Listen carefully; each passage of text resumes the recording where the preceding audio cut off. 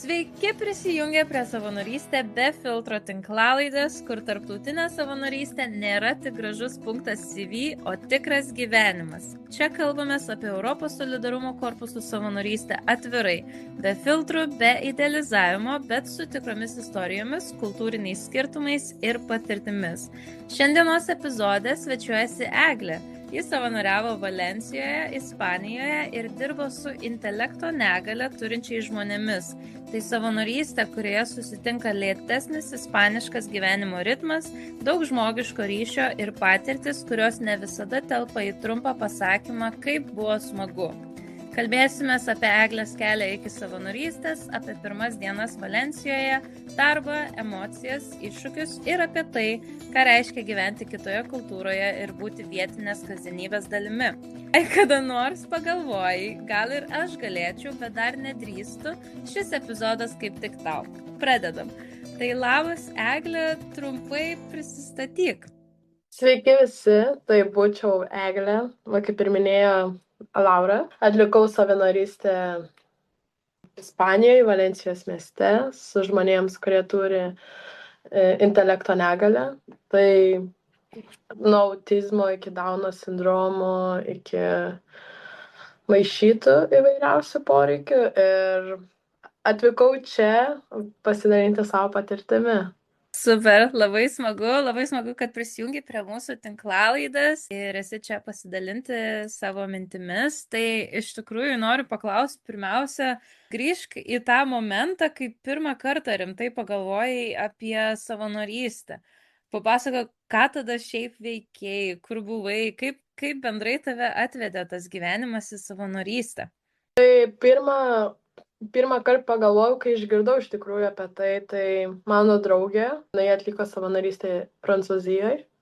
Čia prieš keletą metų ir jinai man kaip papasako, aš galvoju, kaip fainiai, skamba taip turiningai ir viską. Ir po kiek laiko pati atradau savo tvarkaraštį, kažkiek laisvo laiko ir nežinau, ką daryti. Ir buvau tokia truputėlį duobėjai, nes buvau ką tik nesenai grįžus iš užsienio, iš Erasmus mainų Lisabonoje ir galvoju, kaip čia daryti, ką čia daryti, dabar reikia kažkaip išvažiuoti iš Lietuvos ar kažkaip kitaip ir dar buvo žiema pridėsiu.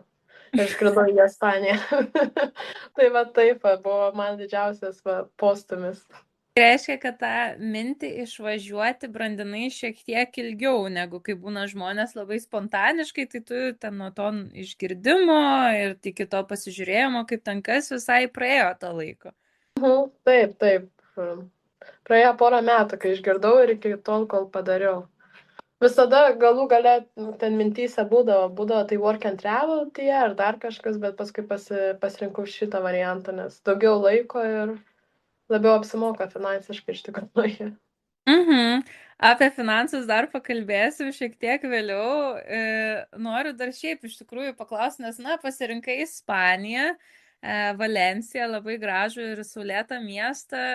Kaip vis dėlto nusprendėjai tą miestą pasirinkti? Ar Valencija buvo bendrai planas iš anksčiau? Ar tokia kažkaip galbūt galimybė, kuri pasirodė tinkamu laiku? Tai kaip minėjau, prieš tai studijavau Portugalijai, tai labai norėjau Ispaniją pamatyti, nes nežinau, gal kažkas, kuris irgi daugiau laiko praleido Portugalijoje, visą laiką šneka, kad Ispanijoje geriau. Tai reikėjo, galvoju, tai gerai, viskas, dabar kitas skyrius bus Ispanija. Tai bandžiau Ispanijoje ir gan daug tų projektų Ispanijoje iš tikrųjų, bet labai daug yra tose ne miestuose, tokiuose kaimukuose ar miestelėse. Ir kadangi tokiam ilgesniam laikui norėjosi didesnio miesto ir iš tikrųjų net nėra labai daug pasiūlymų, kai aš ieškojau tose didesnėse miestuose, tai Valencija iš tikrųjų trečias pagal dydį, tai labai norėjęs ir taip, kaip paminėjom, labai gražus, labai fainas miestas, traukia kažko tenais. Na, tikrai labai fainai, saulėta viską. Aha, tikrai. Na tai toks geras pasirinkimas, jeigu nenori važiuoti į mažesnį miestą ir atrasti tą galimybę tokiam miestą, manau, tikrai yra geras pasirinkimas. dabar pagalvok į tą irgi prisimink, persikelk į tą momentą dar, kai nebuvai išvažiavus, bet jau žinojai, kad važiuosi į Valenciją, į Ispaniją. Kokia buvo tavo didžiausia baimė prieš išvykstant, jeigu turėjai tokių, galbūt ir neturėjai ir drąsiai žengiai šios žingsnius, bet jeigu buvo kažkokia baimė, ar ji pasitvirtino tau? Tai iš tikrųjų labai bijojau prieš išvažiuojant. Nežinau, nes atrodo yra ta support system, ta palaikanti sistema vis tiek viskas, bet nežinau, toks atrodo vis tiek skrendi į darbą ir taip toliau, tai, na, ne į savanorystę jo, bet ten labai daug tų valandų ir kadangi dar toks projektas, tai tikrai bijojau. Pagrindinė ir baimė buvo dėl kalbos, nes mes, kaip žinom, ispanai nelabai mėgsta angliškai.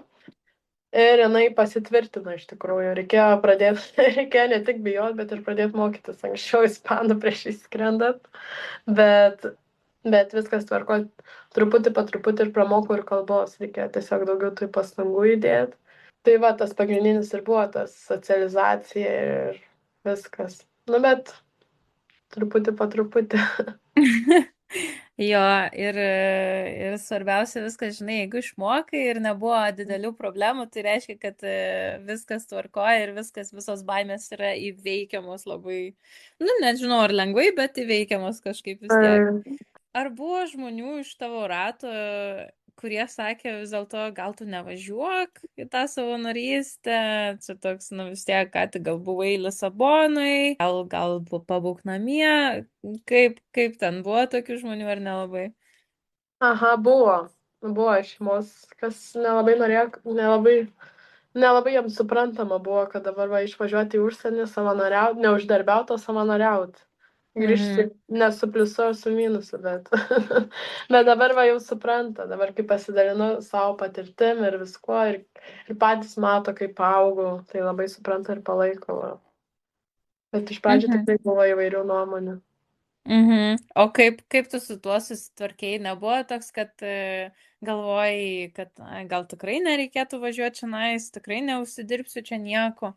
Ne, kažkaip man ant principo buvo, jeigu va sugalvojau, va, ir vis tiek reikia, nežinau, atrodo, nes realiai pagalvojus, tu bet kada gali grįžti, jeigu, nu, mes vis tiek va čia Europą, nežinau, 200 eurų ir 5 valandos skrydžio, 4 valandos skrydžio ir tu namuose, tai realiai rizikuoji, bet tu nerizikuoji. Nu jo. Kalbant dar apie miestą ir tą Ispaniją ir tą Valenciją, kuo Valencija tave nustebino labiausiai, kas, nu, vis tiek mes matom gražias nuotraukas, viską internete, bet ką iš tikrųjų tas tavo patirtis taip nustebino? Miestas, žmonės ir panašiai. Tai jo, gal tikriausiai žmonės, kad labai, nu, faini, jie labai tokie draugiški, tikrai priimantis ir tikrai, nežinau, ir va, ir šilta ir taip toliau, ir vasara žiauriai karšta, va tas klimatas, nu, tu žinai teorijoje, bet kai realiai reikia gyventame, tai irgi skiriasi. Ir nu, tas miestas pats jis labai gražus, aš nežinau, man labai patiko tenais gyventi ir labai toks, atrodo, kažkokios tokios net magijos turi. Tikrai. Tu sakai, kad prieš tai Portugalijoje buvai, tai jeigu reikėtų palyginti Portugaliją su Ispanija, kas vis dėlto labiau prie širdies? Labai geras klausimas. Čia taip rinktis tarp dviejų vaikų. Nu jo, aš pilnai tai suprantu. Ja. Nu tai žodžiu, viskas aišku, įsirinkti neišeina, patirtis skirtingos. Kodėl su širdimi reikėtų rinktis? Ok. O kaip tau sekėsi sutarti su tuo va, ispanišku siestu, ispanišku tempu? Visgi ispanai yra žinomi savo siestą, ilgom vakarienėm ir vėlom. Ar kažką iš tų va, kultūrinių skirtumų norėtum parsivežti į Lietuvą? Oi, man tai labai patiko. Iš tikrųjų, man labai patiko, kad visi ramiai ir niekas, viskam savas laikas ir mes neskubam, nelekiam, o atsižvelgiam ir taip toliau. Aš nežinau, ypač dirbant tokį darbą, aš manau, labai svarbu yra viską lėtai ir neskubant. Nu, Man tai pasaka, va, šitą tai mielai parsivežčiau. Ir manau parsivežčiau, nes ir lengviausia adaptuotis prie to buvo. Kaip Mhm. labai, labai fainiai. Taip. Mhm. Okay. O vat, kad tau labiausiai šitas patiko, ar buvo dar kažkokių momentų, na vis tiek tu prabuvai ne mėnesį, ne du Valencijai, ar buvo momentas, kur jauteisi, kad va tampi tarsi vietinė Ispanijoje, toj kultūroje, jų bendruomeniai? Va, labai įdomu, kad taip. Iš tikrųjų, vietinė, bet ne iki galo vietinė. Aš nežinau, kai tų turistų, pavyzdžiui, atvažiuodavo ir taip toliau. Tai jau ir tu pastebi tos turistus. Aš nežinau, net pastebi iš tų paprastų dalykų, kad kitaip rengiasi va, žmonės. Aš nežinau, net sunku tai apibūdinti žodžiais, bet atrodo, kad pastebi jau tokius dalykus, kurių gal įprastai nepastebėtum. Ar tenais, nežinau, ir turėjau mėgstamas vietas, kur kavos nueit atsigerti ar dar kažką. Ir to Ispanijai, kas labai fainiai yra, kad tu susibendrauji su baristam, kur tau kavą daro, ten jie paklausė, pagiria tau ispanų, kad va geriau šiandien šneki, arba paklausė kažką apie Lietuvą, ar dar kažką, nu, nežinau, toks labiau ir jautiesi labiau toks bendruomiškas ir kaip šeimoji. Nu, tikrai, tikrai taip ant galo, tai aš jau jaučiausi vietinė. Labai gražu iš tikrųjų girdėti ir su tom kavytėm ir pagirimais, nu iš tikrųjų labai labai miela širdžiai, manau, tokie maži dalykai, bet labai daug keičia, man atrodo, patirti kiekvienoj. Taip, taip, taip, tikrai. Na, ko mums atrodo, biški Lietuvoje gal netrūktų tokio bendruomeniškumo, tokių mažų pokalbių ir dar kažką. Paskui Mhm. prisimena.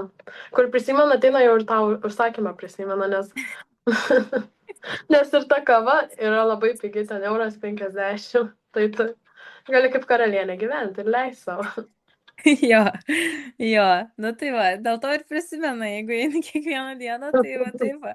Ar buvo kažkoks kultūrinis momentas, kur, nu gal sakykime, labiau į tą kitą pusę, kur, na, čia mes sakom, siesta, tas bendruomeniškumas, viskas labai gražu ir faina ir smagu, bet ar buvo kažkokių tokių momentų, kur, nu, toks gal lengvas šokas buvo, kai pagalvojai, ai, nu, Lietuvoje tai taip tikrai nebūtų. Gal ne tas šokas, bet tas labiausiai irgi, kad, nu, nežinau, man, pavyzdžiui, aš nesu ryto žmogus. Ir visą laiką, Mhm. kiekvieną kartą, kai ateini, jie visą laiką nuo ryto rėkti pradeda.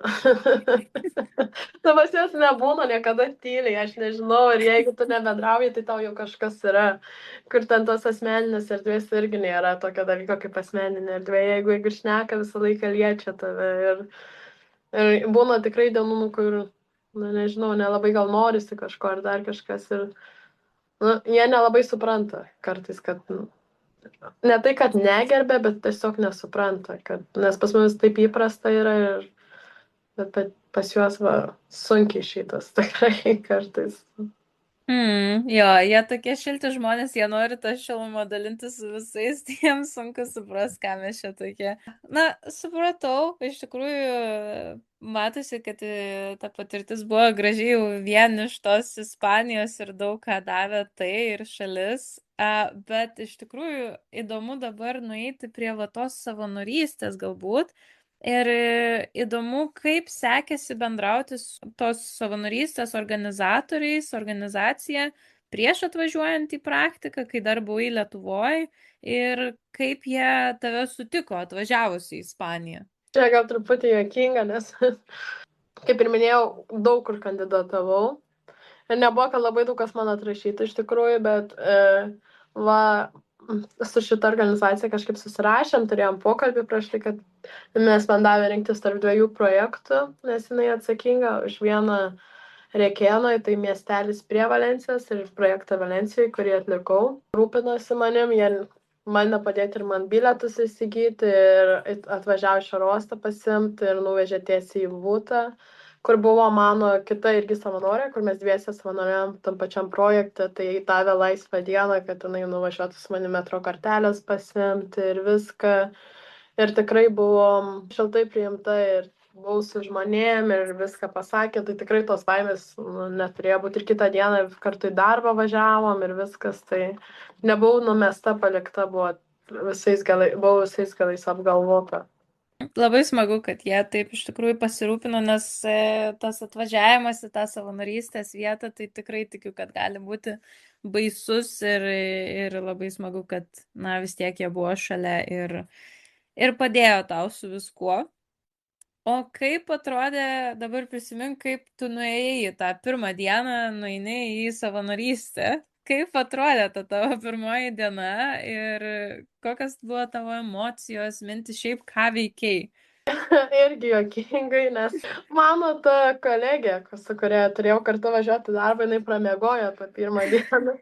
Aš nenorėjau jos kelti, nes jinai labai gerai miegojo. Ir galvoju, nieks nepyks, nes mano pirma diena. Tai aš jai eidau kokias 30 minučių pamiegoti. Ir tik vėliau prikėliau. Ir mes gražiai va palaukė mūsų tenais. Ten visi vėlavo iš tikrųjų. Nedarau mus piktą, ten visi vėlavo.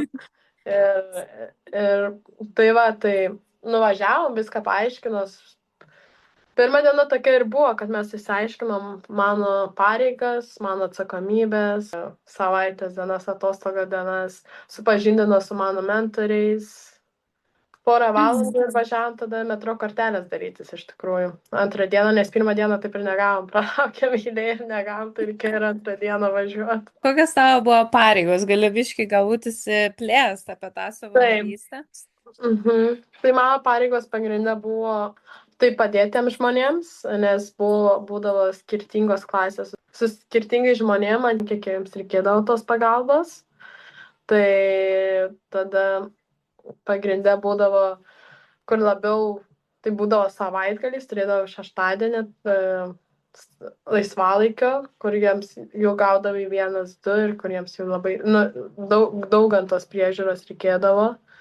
Ir tada būdavo savaitės dienomis, kur reikėdavo mažiau. Tai irgi labai priklausydavo nuo to. Pagrindė būdavo, kad jiems tiesiog padėti.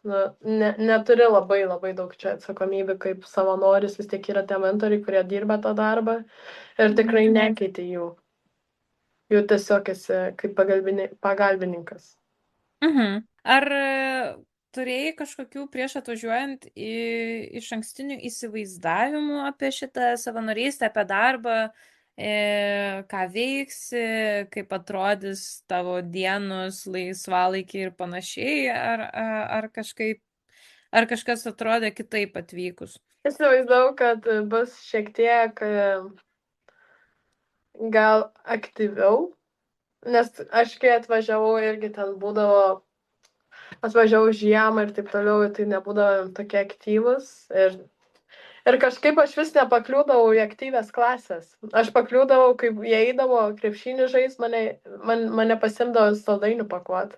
Tai aš labiau įsivaizdavau, kad tu sporto klasę daugiau turėsiu ir viskas. Bet iš tikrųjų viskas daug maž buvo, kadangi labai sunku įsivaizduoti, ką darysiu, tai daug maž nieko, tik šiek tiek gal tų aktyvesnių dalykų, bet taip tai plius minus panašus vaizdas. Dabar pagalvokime apie tai, na, iš tikrųjų, tu dirbai tokį kaip ir svarbų darbą ir prisilietai prie tikrai labai, sakykim, jautrios bendruomenės, prie kurios dažniausiai žmonės, na, nesusiduria, nebendrauja ir tiesiog neturi tos patirties.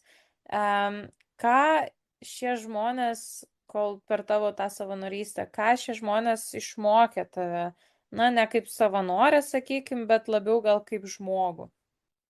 Jo, iš tikrųjų labai nesenai apie šitą galvojau. Taip sėdėjau ir galvojau prie naujų metų rezoliucijų viską. Vis tiek taip atsigrįžam ir gal tikriausiai būti momente. Nes, tie žmonės, jie, nežinau, ypač su tais, su kuriais dirbau, jie gyveno dabartim, kur mums atrodo tiek medituoti reikia. Ir taip toliau, jie telefonais nelabai naudojasi.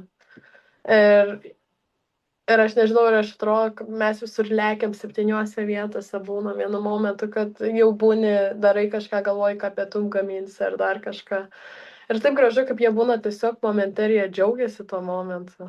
Arba kai nueinam į kokį renginį ir jie nefilmuoja to renginio, su telefono mėgaujasi to renginio. Taip gražu iš tikrųjų. Ir nežinau, taip atrodo, net paskui tu taip pats pamatai. Ir pamatai, kaip jie džiaugiasi ir paprastaisiais dalykais, aš nežinau. kad ryte į Mhm. darbą ateini. O jam laimingi jie. Kad atėjai pas juos, kad šiandien su jais būsi. Dvi Oi, Dieve. savaitės. Ir va, kai nebūni su jais, jie ateina, o tai Eglė, o kada tu pas mus? O kada tu pas, žinai, ir jeigu ateini pas juos ir girdi, vis, reikia, ploja, kad tu pas juos šiandien ir taip toliau. Jau diena gera, jau diena gera. Mhm. Toks išmoksti paprastumo ir to momente būt, kaip sakai, tikrai Tai labai labai gražu. Labai, žmogiškumo tokio, jau. labai atrodo vertinga patirtis, nelengva, bet labai labai vertinga. Noriu tada iškart ir paklausti, šiaip kadangi, nu, tikrai tikiu, kad buvo sunkių momentų, ar buvo tų situacijų, kurios emociškai tave paveikė ir kažkaip ilgai nepaleido? Jo, buvo pora momentų, kur, na, vis tiek, kur, nu, būdavo užeidavo jiems ten isterijos kokios ar dar kažkas. Ir, ir nežinau, toj stresiniai situacijai su ispanų kalba iki galo tu nesupranti vis tiek. Tu pramoksti tos kalbos, aš nesakau, tikrai pramoksti. Labai rekomenduoju, jeigu mokinatės kalbą ir norit važiuoti savanoriauti tenais, nu, geriausia praktika iš tikrųjų. Ypač su žmonėm, kurie nešneka angliškai. Nori, nenori, šikna dega, reikia mokytis. Bet, jo, bet jo, ir tada kitos isterijos būdavo, tai irgi tada atrodo kiekvieną kartą taip iš karto sustresuoji, nes tu net nežinai iki galo, ką sakyti, nežinai iki galo, ką daryti, ne iki galo supranti, ką kitas žmogus sako, aš nežinau.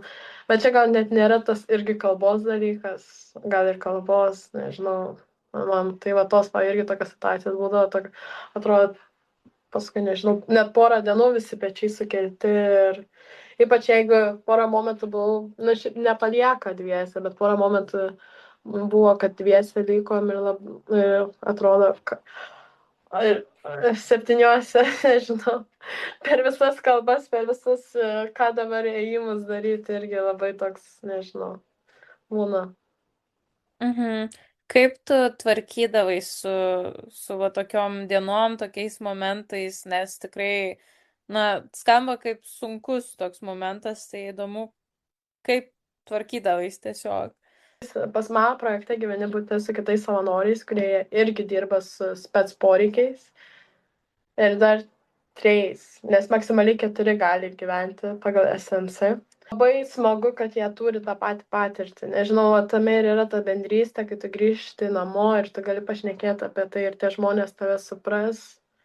Ir labai pasisekė visą laiką su butiokais, kad va, visą laiką būdavo, nežinau, nes tikrai būdavo ir, nu, ir pasėdi, vakare pašneki prie arbatos ir ryte vėl į darbą, į darbą, į savanorystę. Ir tada ateini, jie jau džiaugiasi, kad tu ateini, jau tu pamiršęs. Nu, ne visiškai, bet atperka. Vis tiek kažkas tai kažkur kitur koncentruojas. Mhm. Ir dabar sakai, kad įsikalbėdavai vakarais su kitais savanoriais, tai turbūt gerai pavyko sutarti su tiek, nu, va, su tais kitais savanoriais. Kažkaip labai pasisekė. Iš tikrųjų, nežinau, nes ir tie savanoriai, nu, jie labai, nu, dauguma žmonių, su kuo teko susipažinti ir su kuo teko bendrauti, nu, jie irgi labai tokie, nu, geriečiai.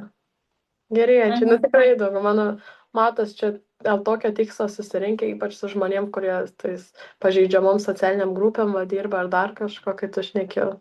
Vis tiek tokie atviresni būna. Ir pačiuožė tokie, linksmai pačiuožė. Žodžiu, geri žmonės susirinko geram tikslui ir kažkaip susidėlioja tas, kad pačiažė visi taip pat.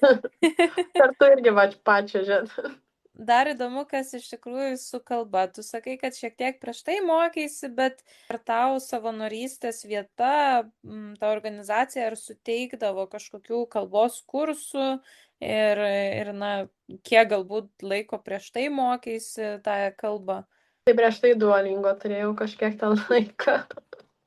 Stryką gal kokių 4-5 dienų nebuvo ten per labiausiai daug pastangų įdėta. Mažiau savaitę mokiausi prieš tai. Jo, savaitę prieš skrydį. Kad paklaus, kur bilietą nori. Jo, bet parūpino.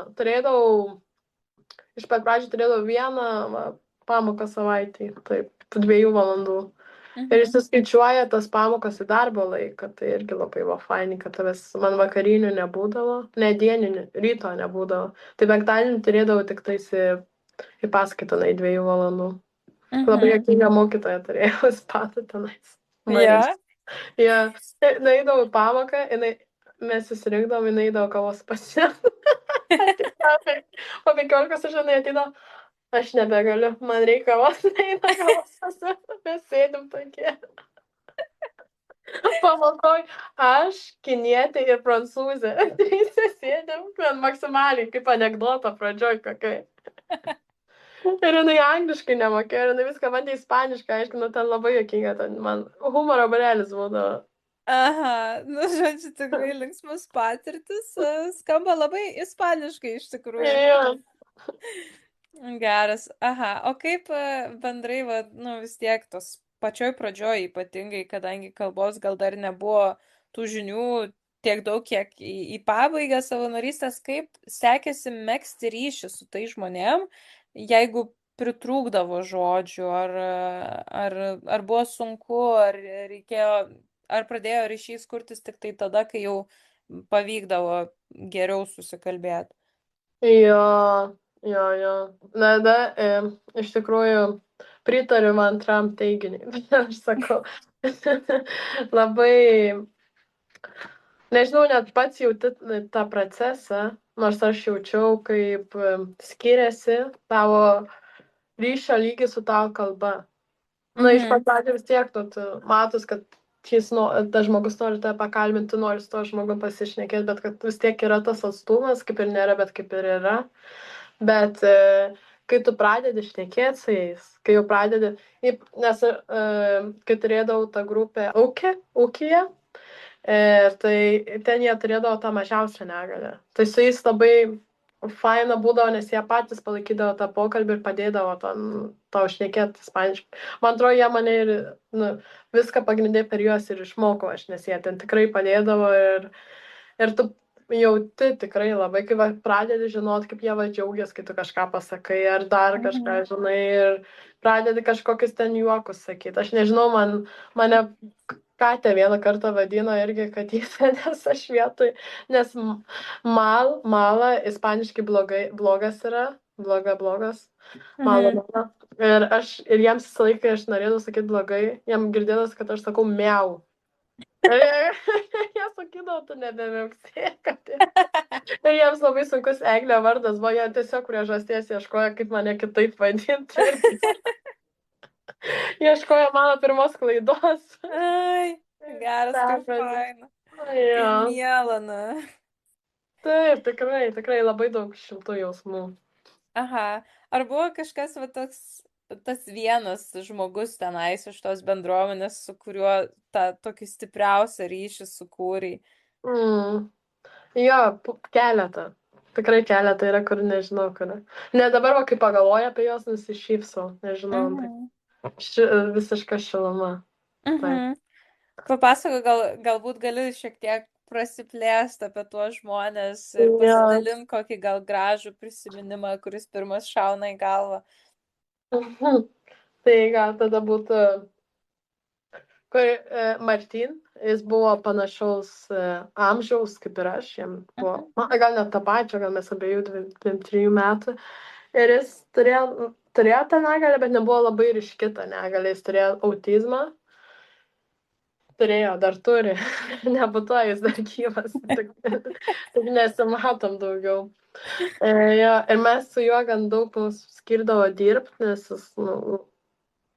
jis labai daug galėdavo man aiškinti ir daug kantrybės turėdavo, aš jo visą laiką žodžių klausdavau.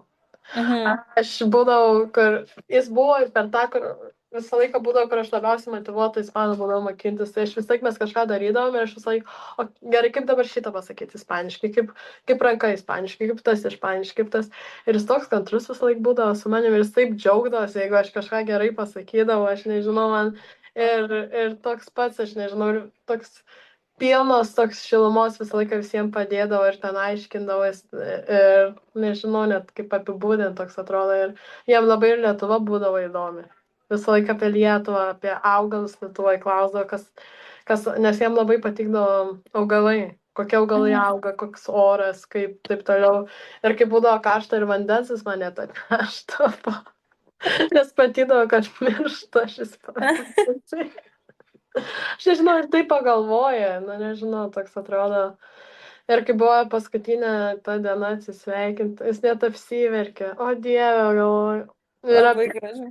taip, ir kitas kaip panašus amžius vis tiek ir apie muziką. Ir apie viską. Ir kiek jie turi mus išmokinti, svetim šalis, ir apie tą kultūrą papasakot, ir dar kažką, tai klausyk jų. Labai daug Mhm. mokti iš jų. Labai gražu iš tikrųjų, man taip atrodo, net širdelė pačiai sušilo, klausantis šitų istorijų ir labai miela, kad iš tikrųjų pavyko tos santykius tokius gražius sukurti ir kad, nu, vis tiek tokių labai daug gražių prisiminimų yra ir va, kad galėjai apie Lietuvą daugiau papasakot, nu, tikrai labai labai smagu ir labai gera klausyti. Jo, labai fainiai, tikrai. Rekomenduoju. Taip, tai dabar galima iš tikrųjų dar pereiti prie tų va, tokių, kur tokios logistinės gal detalės apie Mhm. biudžetą turbūt visada visiems įdomiausia, ypač tie, kurie nevažiavę, nežino ir atrodo, čia va išvažiuoja, tai kaip čia išgyvento Ispanijai, tai kaip realiai atrodė tas tavo mėnesio biudžetas ir kur įsileisdavo tau tų pinigėlių daugiausiai. Mhm. Tai aš savo centre negaudavau maitinimo, tai Mhm. išsileisdavau daugiau, nes kitose kai kuriuose centruose duoda. Aš, jeigu neklystu, gaudavau 350, man rodos, kažkur tiek. Nenoriu Mhm. meluoti, nes man atrodo, aš dar už tai, kad negaunu maitinimo, tai 10 eurų daugiau gaudavau už visus, bet nu, kažkur plus minus. Tai aš nežinau, žinokit, tai man reikėjo truputėlį daugiau tų pinigų, nes vis tiek, nu, manau, gali už tiek, nes vis tiek tu gauni tą būtą ir taip toliau, ir ta Ispanija nėra per daug brangiausia, jeigu ten būtinus produktus perki, bet kai vis tiek yra draugų, norisi išeiti ir ten, norisi padaryti ir Mhm. tą, norisi pasimėgauti tą kultūrą, tai reikėjo daugiau. Ir vakariai, Mhm. kaip be vakarėlio? Norisi į vakarėlį nueiti, norisi visko. Toks stipendijos, žodžiu, neužteko, bet, nu, vis tiek padėjo šiek tiek Labai. išgyventi. Ką šiaip pati išmokai apie save per gyvenimą Ispanijai? Man tinka Ispanija. Geras šitas, Kad geras nesu, sužinoti. ne, kad nesupykčiau čia pasilikti. Saulė, jūra ir geras laikas, žodžiu. O ar turėjai kažkokį per tą savo savanorystės laikotarpį tokį momentą, kur galvoj, o ką aš čia iš tikrųjų darau? Kodėl aš čia esu ir kaip aš čia atsidūriau? Nuolatos. Nuolatos. Nes atrodo, nu, netikras toks gyvenimas, dirbi, neuždirbi, būni, nepabūni, vis tiek reikia eiti kažkur kažką daryti. Aha. Viena koja ten, kita koja šiandien, nuolatos, jo, ką aš čia darau. Bet va, bet reikia mėgautis, nes tikrai neilgai, labai viens du ir prabėga tas laikas, paskui va, norisi, Mhm. atgal be atsakomybių būtų. Mhm. Ar jautėsi, kad savanorystė labai greitai prabėgo? O jo, tikrai, tikrai, tikrai Kiek tu, labai. kiek tu laiko buvai, dar primink? 8 mėnesius. 8 mėnesius ir 8 mėnesiai prabėgo kaip savaitė turbūt. Nu, maks 2. Nu, labai greitas, tikrai. Man lietai, bet greitas gyvenimo būdas, nežinau, tiek daug visko vyksta, bet, jo. Mhm. O ar buvo per va tuos 8 mėnesius ir nors čia greitai viskas prabėgo ir išmokai, kaip čia mėgautis visko, ar buvo momentas, kur norėjai susikraut lagaminą, viską mesti ir tiesiog grįžti namo? Pradžioj. Mhm. Jo, nes kaip ir minėjau, tas mano adaptacinis laikotarpis gan sunkus buvo, nes kai atvažiavau irgi visi ispaniškai šnekėjo, dar kažkas, tas toks, nei ką aš čia darau, nei ką aš čia noriu, nei ką aš čia bandau įrodyti, dar Mhm. kažką, bet, va, pradžioje Kažkaip, tikrai buvo. kažkaip išbuvai, persilaužiai ir dabar norisi grįžti atgal, ar ne? Jo, jo. Tada ir nesinori išvykti. Mhm. Ok, o kaip bendrai per tą visą darbą su tokiais žmonėmis, kaip tau pasikeitė požiūris į negalę bei va tokius žmonės, su kuriais dirbai? Labai pasikeitė. Nu, atrodo dabar apibūdinčiau taip, kad man dabar kaip pasako, kad labai gaila jų, žinai ten, kur kokiu Dauno sindromu serga ir taip toliau. O kaip aš minėjau, kai šnekėjau prieš tai, kad jie atrodo kaip tik labiau to gyvenimu džiaugiasi. Mhm, Kažkaip pamatai iš tos kitos pusės, žinai, kažkaip, nes pas mumis irgi mes labai būna tokie, turim tas, kaip socialinė visuomenė tą nuomonę, visi su tokiam daugmaž susiformavę, kaip ten, bet va, kaip pabūni toj sferai ir dar kažką, nu, labai daug gražių jautrių akimirkų būna ir visko. Ir tu matai, kaip žymiai labiau jie išjaučia viską, kuomet atrodo mes net neleidžiam savo ar dar kažką tokia. mhm. Ja. Tai, tai galiu turbūt net nereikia klausti man ir galiu pasakyti, kad turbūt užbaigti tą savanorystę ir grįžti namo, kai ateina jau ta pabaiga, yra turbūt beprotiškai sunku. Mhm. Taip, tikrai taip. Mhm. O ar šita tokia galimybė yra savanoriams, kurie, sakykime, pabūna šiek tiek, jau baigėsi tas kontraktas ar sutartis, ar jie gali prasitęsti nors ten, nežinau, mėnesiui ar dviems, ar yra tokia galimybė? Manau, kad taip, bet reikėtų iš anksčiau bandyti šnekėti, kad jie neieškotų to žmogaus ir duotų tau dar Mhm. nes kol tu turi tų, kol tau leidžia, kol ne virš metų, tai tikrai manau, kad jiems gal net kartais net geriau, kad neduotų, nereikėtų ieškoti. Jo, kad tas pats žmogus būtų gal paprasčiau. Jo, jo. Jie ispanai nepersidirba, jeigu jie gali lengviau, jie darys lengviau. Ok. Na ir paskutiniai porą klausimų iš tikrųjų. Jei turėtum apibūdinti save porą žodžių prieš savanorystę ir po jos, kokie jie būtų? Ar tiesiog nebūtinai žodžiais, bet tiesiog pasižiūrėti save prieš savanorystę ir dabar po savanorystės, kaip tu pasikeitai? Gal pasakyčiau, kad prieš savanorystę buvau labai pasimetus ir dabar po Mhm. savanorystės gal daugiau labiau save iš visų pusių pažįstu. Nu, ir drąsesnė esu, nebijau iššūkių, atrodo, jau nebaisu man, jau viskas. Žodžiu, augimas buvo tikrai nemažas nuo prieš, kas buvo prieš savanorystę. Mhm, Ok, tikrai. ok.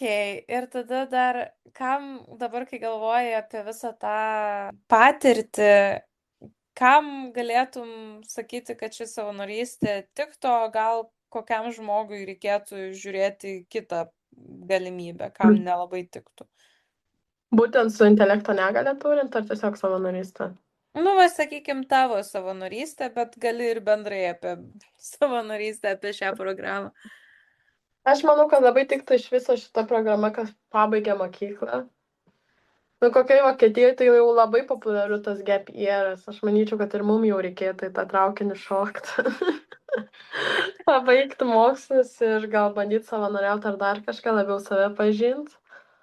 O šita būtent su spec poreikiais, manau, nu tiems, kurie jaučia, nes kitaip, nelabai. Na, iš tikrųjų, pakomentuojant tavo visą tos metų pertrauką po mokyklos, tai tikrai šita galimybė yra labai gera, kadangi po mokyklos moksleiviai, jeigu jie išvažiuoja į savanorystę ir prabūna 3 mėnesius, tai jiems yra pridedamas stojamojo balo 0,25 į universitetą, tai ne tik gali būti kaip augimas, bet ir būtent šiek tiek kažkokia nauda stojant į universitetus, kas gali tikrai padėti. Ir pabaigai iš tikrųjų, ką galėtum pasakyti klausytojams ar žmogui, kuris galvoja, noriu važiuoti, bet kažkaip dar bijau. Įkvėpk, iškvėpk ir važiuok.